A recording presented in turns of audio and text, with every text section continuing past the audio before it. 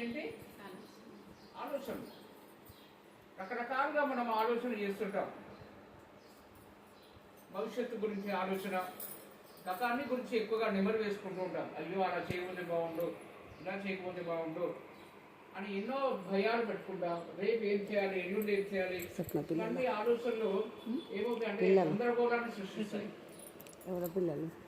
ఆలోచనలు పోవాలి అంటే ఈ యొక్క శ్వాసను మీరు గమనించాలి. ఇవి ఎలా పోతాయి ఈ ఆలోచనలు? ఈ ఆలోచనలు పోయే మార్గం ఏంటంటే మీరు మీ ఆలోచనలు పోవాలా ఉందా? పోవాలని ఎంత ఉంటుంది? దాని మార్గం ఏంటంటే మీ శ్వాసను మీరు గమనిస్తూ ఉండాలి. ఇప్పుడు ఈ శ్వాసను గమనిస్తే ఈ ఆలోచనలు తగ్గుతాయి. ఇప్పుడు మీరు చేశారు, ఆలోచన తగ్గాయా లేవా? సో అది టెక్నిక్. అందుకే ధ్యానం చేయాలి. ఈ శ్వాసని గమనిస్తే ఈ ఆలోచనలు తగ్గుతాయి. మనం కాముగా కూర్చోవాలి, శ్వాసనే గమనిస్తూ ఉండాలి. ఈ ముక్కు ఇక్కడి నుంచి ఇక్కడికి, ఇక్కడి నుంచి ఇక్కడికి, ఇక్కడి నుండి ఇక్కడికి ఆ చిన్న శ్వాస ఒకటి జరుగుతూ ఉంటుంది మన లోపల, అంతరంగం లోపల. ఇక్కడ దీర్ఘ శ్వాస కాదు, ఇలా చేయకూడదు. స్లోగా ప్రశాంతంగా కూర్చోండి. ఇక్కడి నుండి ఇక్కడికి జరిగి ఆ శ్వాసని గమనిస్తూ ఉండండి.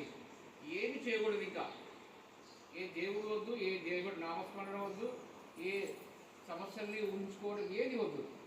అది తర్వాత ఈ శ్వాసని గమనించండి. ఈ ఆలోచనలు అనేవి తగ్గుతాయి. ఆందోళన, స్ట్రెస్, భయాలు, ఏ ఆలోచనైనా ఇంటే తగ్గిపోతుంది. ఈ యొక్క శ్వాసని గమనించి కళ్ళు మూసుకుంటే మీకు 80% ఆలోచనలు పోతాయి. కేవలం కళ్ళు మూసుకుంటే. ఇప్పుడు మనసు అనేది ఎలా స్టార్ట్ అవుతుంది? మనకి కళ్ళు తెరిచి మనసు ఉంటుంది. మీరు కళ్ళు తెరిచారనుకోండి అన్నీ కనబడుతుంటాయి. కళ్ళు మూసుకున్నారనుకోండి ఏమైనా కనబడతాయా? మీరు కళ్ళు మూసుకొని ఆలోచించండి. ఏమైతే ఆలోచించగలరా? కళ్ళు మూసుకొని ఏదైనా ఆలోచన చేయగలరా? చేస్తారా? ఒకసారి కళ్ళు మూసుకొని ఆలోచించండి. ఏదైనా రాదు. కళ్ళు మూసుకుంటే ఆలోచన రావు. ఎందుకంటే కళ్ళు తెలిస్తేనే ఆలోచనలు వస్తాయి. కాబట్టి కళ్ళు మూసుకోవడం అనేది చాలా ముఖ్యం ధ్యానానికి. కళ్ళు మూసుకోవాలి, శ్వాసని గమనించాలి. అప్పుడు ఈ మనసు అనేది పోతుంది. మనసు పోయినప్పుడు ఏమవుతుంది? ఈ బ్రహ్మరంధ్రం తెచ్చుకొని ప్రాణశక్తి మనలోకి వస్తుంది. ప్రాణమయ శక్తి, విశ్వశక్తి, కాస్మిక్ ఎనర్జీ, అదే మూల చైతన్య శక్తి, అదే ఆది పరాశక్తి, అది మనలోకి వస్తుంది. ఆ